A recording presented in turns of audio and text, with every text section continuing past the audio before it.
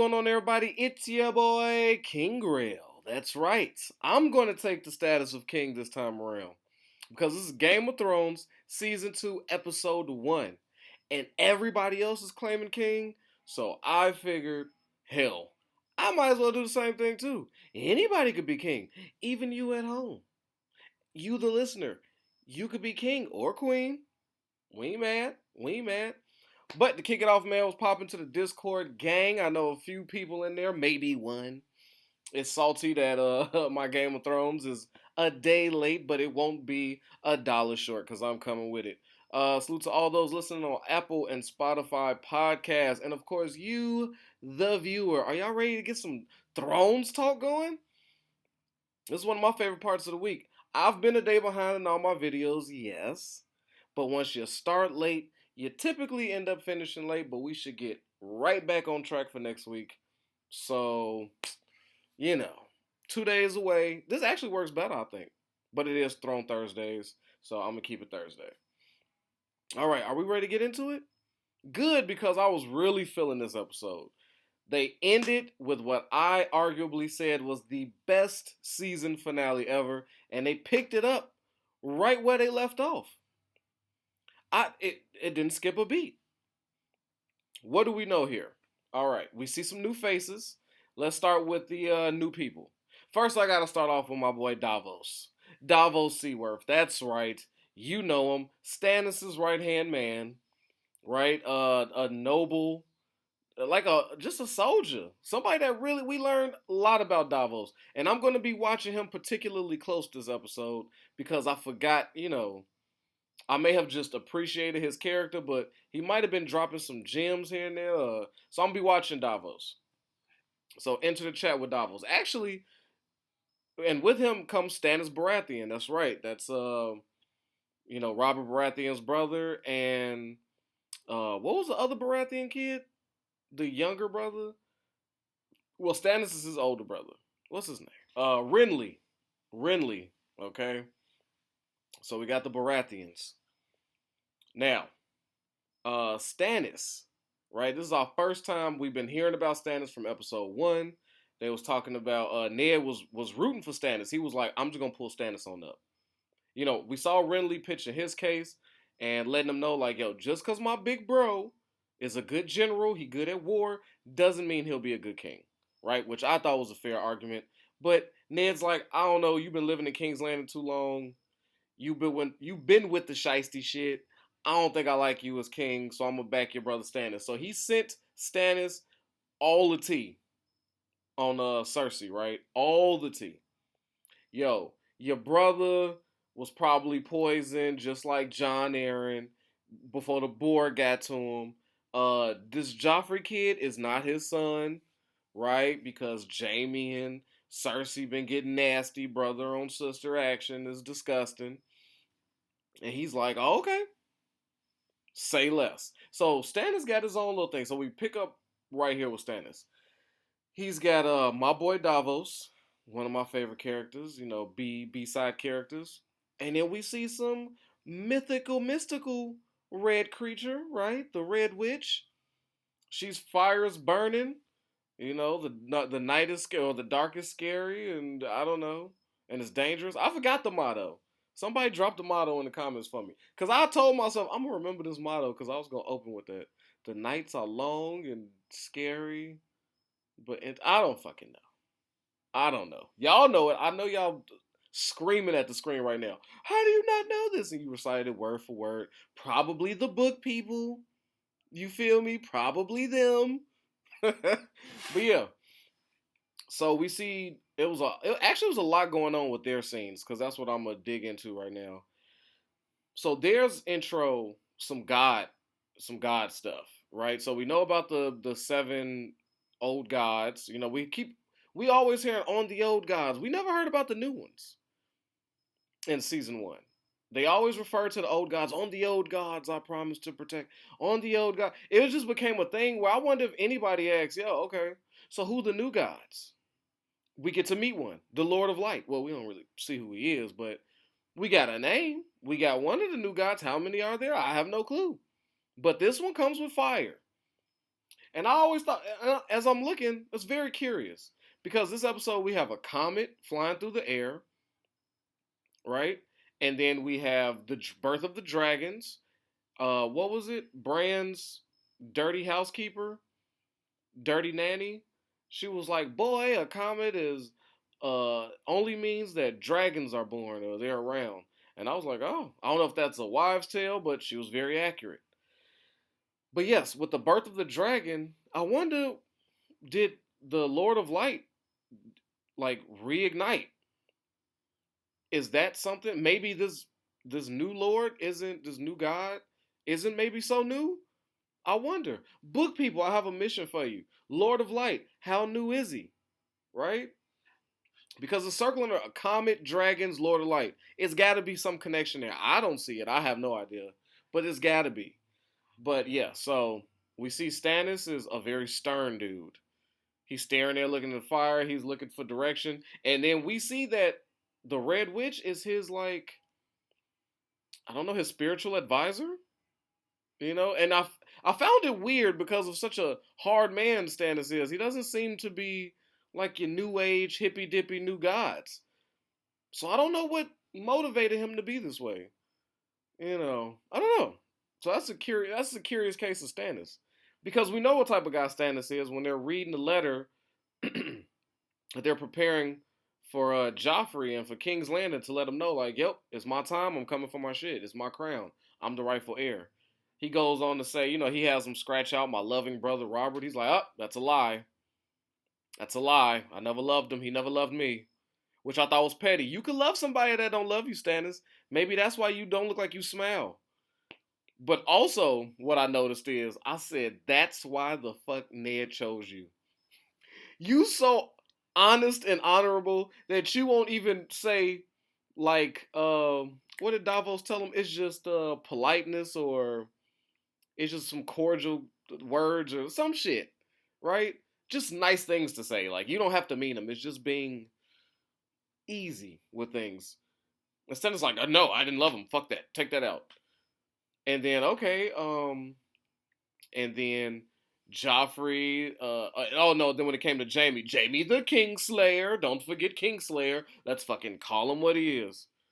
But my favorite part was when he corrected him about adding Jamie Lannister Kingslayer, my man double, tripled back and said, add Sir Jamie, because no matter what he is a knight, so we gotta respect that. The man is a knight. And that pretty much, like, that summed up Stannis for me in a nutshell. I was like, okay, I see why Ned would choose him, and now I see the type of dude he is. Like, he could fucking hate you. He gon' talk his shit, but he's gonna respect what you've earned. And I might have missed that my first watch through, or my 15th watch through, but this is like watch number 36. But since I'm doing these reviews, I'm watching it extra hard now, so it's even more fun. That's so nice to do this with Game of Thrones. That just means it's a really good show. You just keep finding shit every time you watch something. Like, that's just great film making, TV, whatever you want to call it. It's just fucking wow. So again, salute to the creators of Game of Thrones. But yeah, and then we see that, you know one of his old compadres wasn't feeling the Red Witch from that mission. I mean, from the beginning, when they was doing a big bonfire, he pulled the blade out. And Davos is kind of, we see his, we see what Davos stand. He like, look, it may be a bunch of kings, I don't give a shit. We work for Stannis. That's my man's. I hold him down. So I'm like, okay, I see the type of character Davos is. Davos team, right now, Davos got a nice team around him. Old man not feeling new witchy shit. Not mad at him. Okay. But she's a redhead. She looks good. And I don't know what to tell you. So I thought she worked for me. But he tried to have a poison off with her. So now we know she's really with the shits. Because she knew he was up to something. Let him drink it. Let him poison himself to death. And then proceeded to drink the whole cup behind that just as a stunt. Like, fam, really poison? Come on. I do this with my medieval cereal. Okay, my rocks and flakes, I put a little poison in it every morning. Like, this is nothing, B. So, suffer on the ground. So now we're seeing how Stannis is giving it up. We also see that Stannis is not trying to link up with his younger brother who has an army because they too are about to battle it out for king. So there's a lot of people going for the king. The Baratheons, I totally understand. I'm I'm team whichever Baratheon comes, right? Because they are technically the rightful heir. I mean, we do have, Danny, Daenerys Targaryen out there. But once you took out the Mad King, once you dethrone the motherfucker, is that person's next family next up to the throne like rightful heir? I don't know. Could one of y'all correct me? Could one of y'all help me out with that? Book people.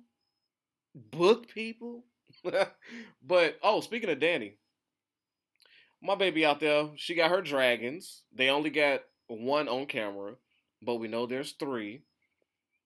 Um, and she's starving. She's got some loyal followers, but Khal Drogo's first gift to her, the horse, was like, "I'm tapped out. This is where I'm done." I thought they was gonna eat it. I'm like, this was the obvious choice for me. I was surprised that nobody ate the horse. That wasn't even like a thing to do. But she's looking very chapped and dry out there. So I learned one thing about dragons. Dragons may not burn, but they definitely chap. Okay, she could have used some fucking SPF something, or a little chapstick. She was looking bad out there. That's probably the worst I've ever seen Daenerys look. And she was still fine. I'd take her chapped lips, dried skin, desert hair, any goddamn day. That woman is fine. Sorry. I'm just keeping it a buck. But she's hungry. And we see Jorah's holding her down. And she's really leaning heavy on Jorah and her right hand man. I can't think of his name. But they got to figure out which way to go. They're going east. And nobody has been that far east. Well, Daenerys hasn't. Jorah hasn't either. He just knows that at some point, they'll reach something. We don't know what the fuck we're going to see, but it's got to be something. So they are going into just a direction with no idea what's waiting. Which I'm like, this is probably going to be the most interesting part of this entire season. This is literally uncharted land for all people involved. And we already don't know shit, so it's going to be refreshing to watch them stumble into something. And we know magic is afoot, so can't wait to see what happens there. We also see that Daenerys doesn't know how to feed her dragons. She heard stories. She's trying to feed them something to keep them alive because that's a very important commodity. A dragon. Dragons. She's gonna need them. But just like any stubborn baby, they're not trying to eat whatever she's trying to feed them. So we haven't figured that out yet. We know it's coming though, and it might be something extra spicy that we might be like, oh, that's what dragons eat? Fuck. Sucks to be you. So that's our mission right now. But I can't wait to see what's over east. And that was pretty much Daenerys' story this whole episode. So we kept up with her. And Bran. Let's go ahead and knock out Bran real quick. Bran has been sleeping and his visions have upgraded. This time he's getting a view from the wolf. So each part of Bran's dream is a piece that lets us know what he got coming. Or right now we still don't know if it's a power of his, if it's an actual thing, if he's just imagining it. Is he like, we don't know. Or is it a message in these dreams that he has yet to put together? We don't know what it is, but we know we all watching it to put it together. And Bran is confused. He's holding down court. He's a little lord up there in Winterfell. He's got to listen to a bunch of old men gripe and complain. The real job of the work. Like, I like that they show that from time to time. Like, me, I like to, when I'm looking at medieval shit, the last thing I'm thinking about is the court and, like, the actual business of it. Because that shit's boring. We want to see some fighting. We want to see some war. Anytime you take us back in that type of time, we want to see some pillaging, killing, you know what I'm saying, knighting, horse battles, jousting. We don't want to see the motherfucker pay their taxes. Like, bro, no. You mean he's turning in goats to pay his bills? Like, no. I got enough bills in my real life. But it is cool to see, like, what they actually have to do. Like, what it all entails. I do like that aspect. That gives it a little bit more realness. But yeah, that's about it with Bran. He's got nothing much going on. I would like to talk about my boy Tyrion touchdown. Let's go to King's Landing. Can we fly this plane over to King's Landing? Right? We done went all around. We done went up north. Let's come back down to King's Landing. Tyrion coming in, tearing shit up, walking in on Joffrey's name day. Can we talk about Joffrey's name day? Fuck his birthday. I know now. I know that's his name day. Fuck Joffrey's birthday. I feel very passionate about that. And I mean, how else would we expect Joffrey to celebrate his birthday than watching a hound murder a man and him about to make some fat guy drown himself in some wine? But we just see the torturous side of Joffrey. Like, this is what he gets off on. Like, he stood up, and Sansa, po baby, is just a robot. She's like, yes, good strike, my lord, yes. Holy shit, you saw his head come off, Sansa. Look at his head come off. Yes, it rolled quite nicely, your lord, your grace. Yes. I particularly like when the head bounced from one step to the other. Yes, yes, your grace. Oh, you know, yes, that's all you can say. I already said that. Um, yeah. Well, whatever you like, your grace. It was great. I'm just here so I don't get murdered. Imagine her press conference. I'm here so I don't get murdered. All right. And so I'm just like, damn. But in rolls Tyrion. First stop, Joffrey. Let him know. Yep, I'm here. I wish I could kick it for your name. Oh, he said his niceties to Sansa. Kind of try to let her know, like, yo, I know your situation's fucked, but I got you. You know, and she looked like she wanted to just be like, oh, thank you. But here comes Joffrey talking about, what? Sorry for her. Her father was a traitor, and everybody's traitor. Sansa, yes, my grace. My father was a piece of shit traitor, and so was my mother and Robert, and I hate my whole family. Your grace. And then Tyrion's like, copy that. Smart girl. Of course you are. Yes, I know Joffrey is your one and true king. Okay, so he already got the energy from there. He's like, got it. She's in survival mode. Okay, little sick king, I'm gonna see you later. I gotta go take care of business. And he just goes ahead and strolls off. And now Joffrey is confused. Like, what business? Like, he wants to know. He's all into Tyrion shit.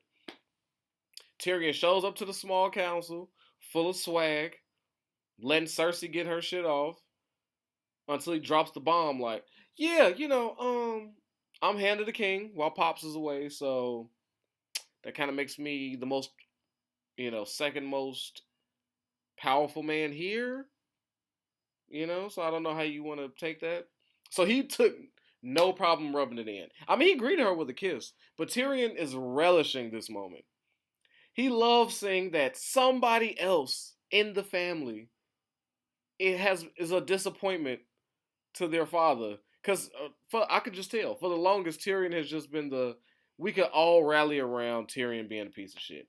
Jaime probably didn't take part in that, but it was just kind of a thing. Like, yeah, Tyrion, he's the bad one of the family, so, and he had to live in that, had to grow up in that, and now he gets to spin it.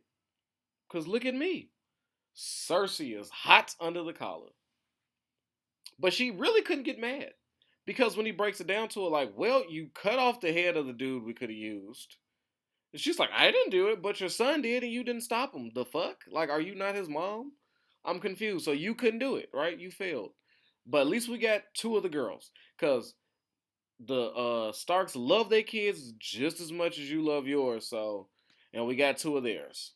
Cersei's like, correction. We got one of them. The other one, no fucking clue. Have no idea where Arya is. We don't know. And then Tyrion is just baffled, like, you lost her, kill one, lose another, turn one into a robot. This is gonna be great. But he's coming in. He's gonna find out the hard way how to run King's Landing. But I like his intro. He came in petty. He came in petty, but he didn't come in like a complete asshole. He let Cersei get her shit off before he politely checked her. And Cersei finds out. Oh, let's. But while we talking about Cersei, my scene that I liked, my favorite scene of this episode was Cersei versus Lord Baelish, aka Littlefinger. All right, he, he was minding his business. Let's get that straight. Cersei runs down on him, like, yo, we looking for Arya. Got to find Arya. Now all of a sudden, Arya's a primary thing. I love how it took Tyrion to open her eyes about, yeah, you know what? Having two more than one would probably work better. Okay, so let me get Lord Baelish. He has a bunch of people. He should know some shit. One, what I liked about their interaction is how Baelish like switched that responsibility to Varys. Did anybody peep that? He was like, I have no idea about Arya, but I'm sure Varys would. Varys has his fingers in everything. As if you could believe him. I don't trust the eunuch because I don't know what they like, and I can't choose somebody who I don't know. But he probably got better information than me, so I'm gonna go ahead and you know. But she's saying, no, I need all hands on deck.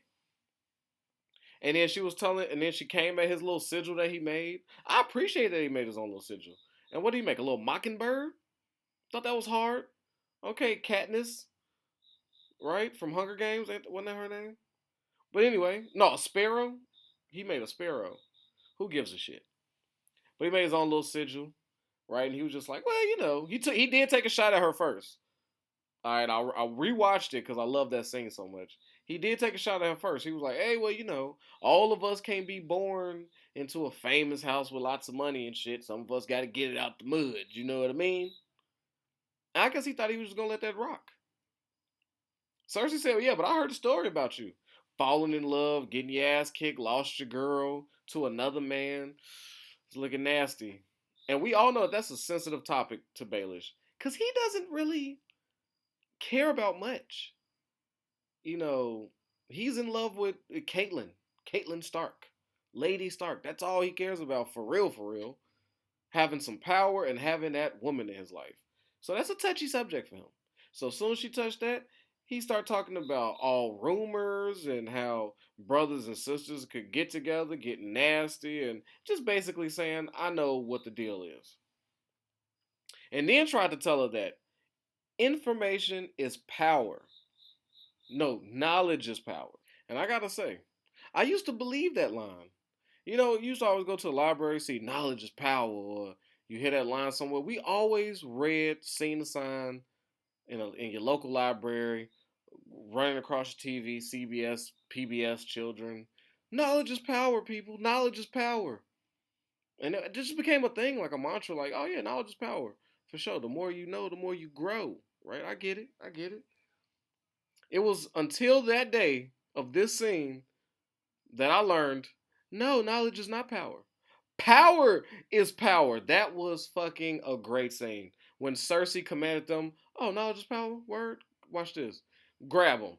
Kill him. Nah, I'm fucking with you. Don't kill him. Step back. Turn around. Do a dip. It was like she was doing like the fucking electric slide with his new. One time, boop, the juke slide or some shit. Like, you know what I'm saying? Like, just fucking with the soldiers just to show him and say, hey, power is power, right? But Baelish, he thought he was finna get those words, because he used to battling with words. He used to being the clever man, the one that's getting these jabs on you, and make you think about it later. Like, this little cocksucker knows something. Like, he could hurt me. Nah, we found his weakness. It seems to be a bunch of guys with a lot of swords. Who would have figured? You know what I'm saying? So I thought that was a great scene. That's how you check some super smart person. Let me catch one of you book people, right? When I know you book people is knowledge is power. Watch, I come with power is power. No, we ain't got to fight. I'll probably lose. Imagine me getting the shit kicked out of me with the book, by the book that I'm talking shit about. Some book person run up on me with fucking 27 chapters and lay me the fuck out. That'd be nasty work.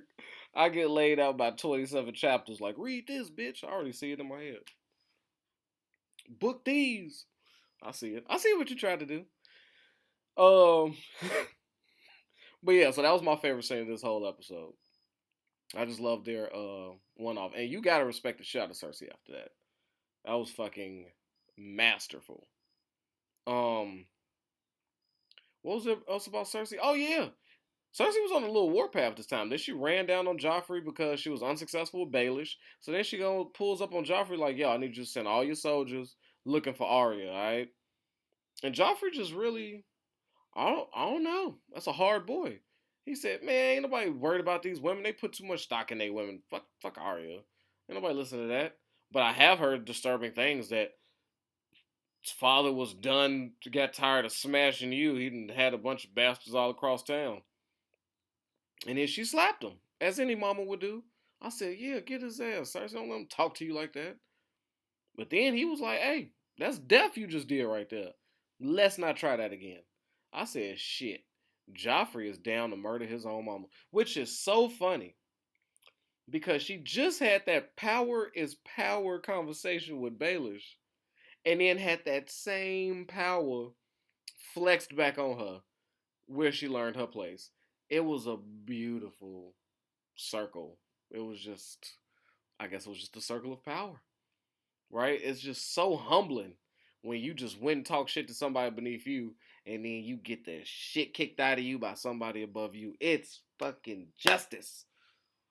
Sweet karma came quickly for Cersei with that one. But yes, and Joffrey, he is not concerned with Arya. No, this episode, Joffrey was concerned with being the most evil motherfucker I've like. Yo, we've been having debates about who's worse in the Discord. Is it Damon, who's and I mean like gruesome, like who is just the nastiest GOT character. We were saying like Damon, um, what's the dude that cut off uh Greyjoy's balls? What was his name? God, I'm drawing a blank. The War of the Bastards, like the dude that was on that side. All y'all screaming at me right now. I can't think of his name, y'all. I'm sorry, but it was him. We was discussing him, or was it Joffrey?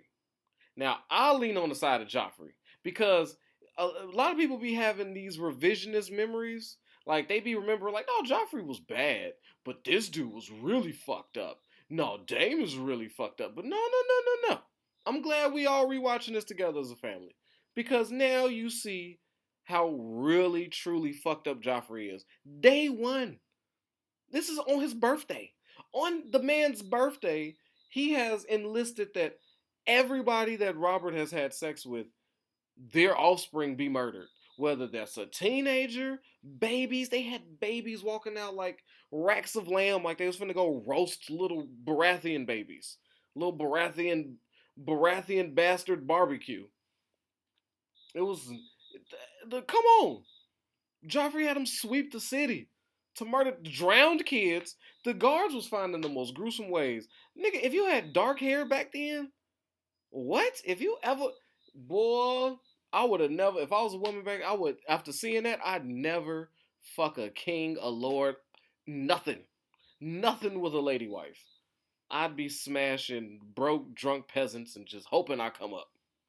Cause don't know. No, somebody just be like, yeah, kill all of the babies. Like, no, Joffrey was a sick motherfucker, man, about to drown a man to death on his birthday, or to have hella babies and small children murdered on his birthday. That was his birthday. That's how he celebrated.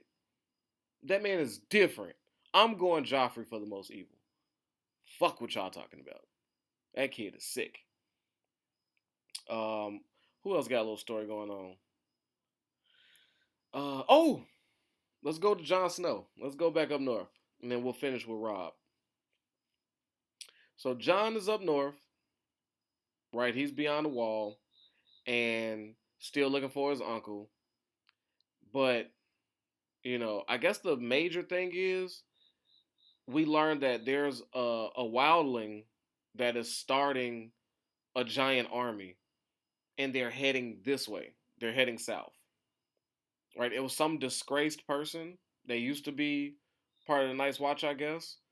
And he just left. He went north of the wall. Now he's the true king of the North. So he's calling himself king of the real North. That's what it is. So now we hear that there's a fucking army north of the wall headed down here too. And I'm like, holy shit, there is wars happening everywhere. It's hella kings. It's hella kings. So that's the information that we get from up north. And then we also see Jon Snow like, okay, so he has daughters that are wives. Then he has nasty sex with his daughters, and then they make more daughters for him to marry. After that, he keeps a steady supply of daughter wives. All nasty work, all disgusting. This man's the nastiest person on planet Earth. But John entered another better question. What does he do with the boys? Is he always? Is he just? Is he Kobe from the line? Is he just 100% fucking shooting babies? Like, what type of feminine semen does he have? What's happening to the boys? And he gets into it with the Lord Commander because he was flexing a little bit. You know, John is trying to humble himself, right? He's got to remember that, right? I'm not a Lord of Winterfell anymore. I don't have luxuries. I'm just a bottom feeder. It's hard for him to, and he got a lot going on. His fucking sisters are missing. His father's dead, and his brother's at war. It's like, goddamn, cut him some slack. But he's learning life lessons out there. But that makes it interesting. So now we know something big and scary is coming from north of the wall. Not just the White Walkers. We haven't even seen any news about the White Walkers in quite a few episodes. So it almost like they want us to lull us away from that. Like, I know we did a lot of Night Walker talking in episode 1 in the beginning half, but we're gonna slow it down and then not address it at all. Because we gave you dragons. Now, Robb Stark. It was at this moment, Robb with Jaime, that I was like, oh, Game of Thrones cut the check. Because now the direwolves are dying. Yeah, they are. They big as shit, the CGA. They look like they're no longer fucking German Shepherds. Right? They kicked the German Shepherds off the set. They got the little Siberian Huskies the fuck up out of here. And any other wolf dog, you know, that is on anybody's pedigree can of dog food. They got them dogs out of there and upgraded them to some real vicious ass, giant ass direwolf. I said, come on, HBO, cut the check. And I noticed some things. When Robb Stark had that conversation with Jaime was very cocky and confident and talking his shit, because what else he gonna do? He's chained up. But the fear he got when that direwolf came, I've never seen Jaime really shook up before, even in the face of death. When he thought Lady Stark was gonna kill him right then and there, he stood strong until she left, and he made a little sigh of like, whew, that was close. Like, I didn't want to die like that. I'm glad she walked off. But he stood strong. But in the face of a direwolf, he was cowering. He was just like, oh my God, look at that thing.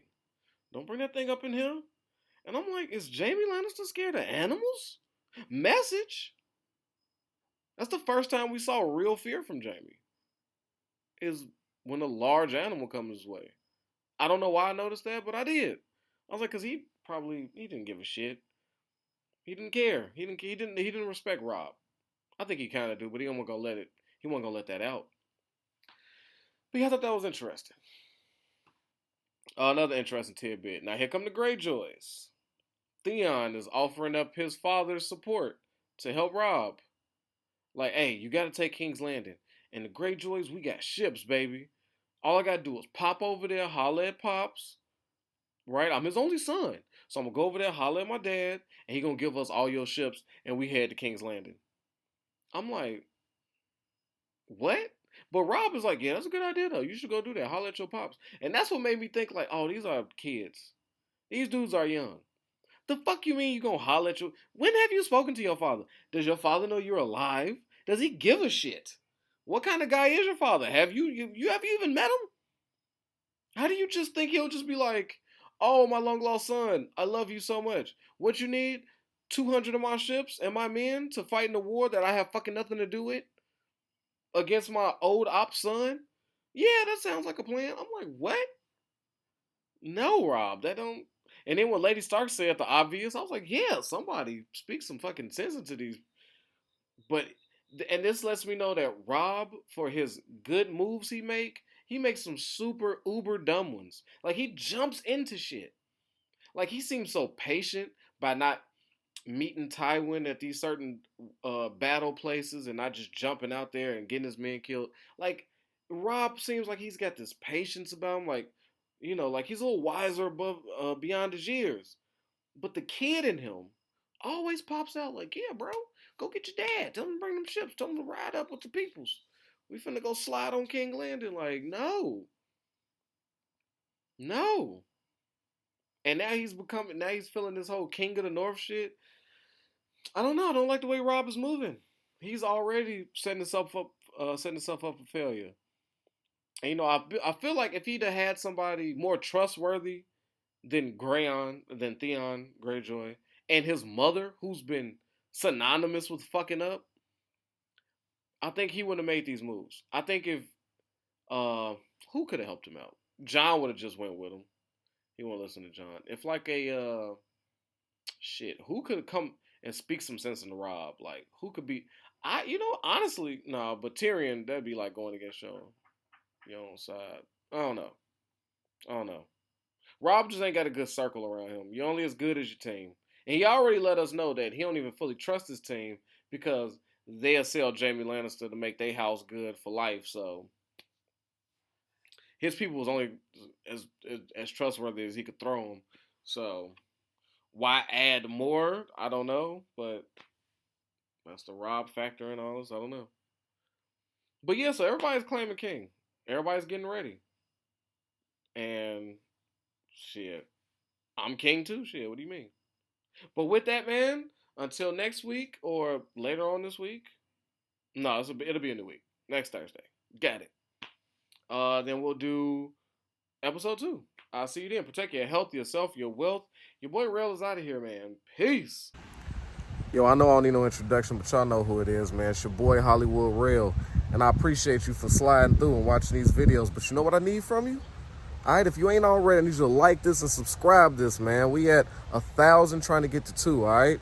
Push it for your boy. Get them algorithms up. So when it come to that subscribe button,